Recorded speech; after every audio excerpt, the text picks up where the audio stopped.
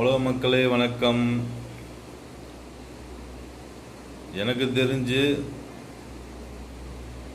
திமுகவும் அதிமுகவுக்கும் தமிழ்நாட்டில் ஒரு நன்மை செஞ்சதில்லை. சரிங்களா? அடுத்து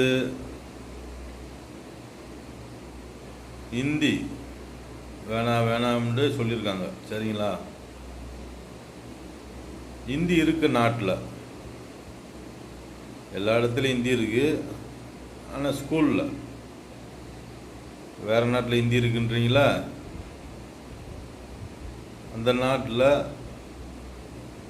என்ன கெடுதல் நடந்திருக்கு? பொதுமக்கள் இதெல்லாம் பேசணும். சரிங்களா? இப்போ ஹிந்தி இருக்க ஸ்கூலில், அரசு ஸ்கூலில், தனியார் ஸ்கூலில் ஹிந்தி இருக்குது எல்லா இடத்துலையும். அரசு ஸ்கூலில் தான் ஹிந்தி வரக்கூடாதுன்னு சொல்கிறாங்க. ஹிந்தி இருக்கிற மாநிலத்தில்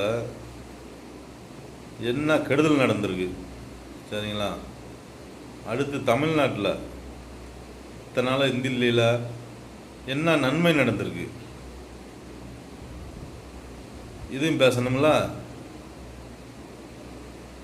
உண்மையா பையா? ஹிந்தி வரக்கூடாதுன்னு மொட்டையாக பேசுனா இதனால் நம்ம நாட்டுக்கு என்ன கெடுதல்? அந்த நாட்டுக்கு ஹிந்தி இருக்கிறதுனால அந்த நாட்டுக்கு என்ன கெடுதல் நடந்துச்சு? இல்லை அதனால் நல்லது நடந்துச்சா இல்லை கெடுதல் நடந்துச்சா? இதையும் நம்ம பார்க்கணுமா இல்லையா? சொல்லுங்கள் மக்களே. மொட்டை ஹிந்தி வரக்கூடாதுண்டா? ஒரு மனுஷன் எத்தனை மொழி வேண்டாலும் கற்றுக்கலாம். இதனால் தப்பே இல்லை. சரிங்களா? கெடுதல் இருக்கா? இன்றைக்கி நான் படிச்சிருந்தா நான் அரசு வேலையை தேடி போகிறதில்ல. இங்கிலீஷ் படிச்சிருந்தா நான் அரசு வேலையை தேடி போகிறதில்ல. எனக்கு எவ்வளோ யூஸாக இருந்திருக்கும் சொல்லுங்கள் மக்களே.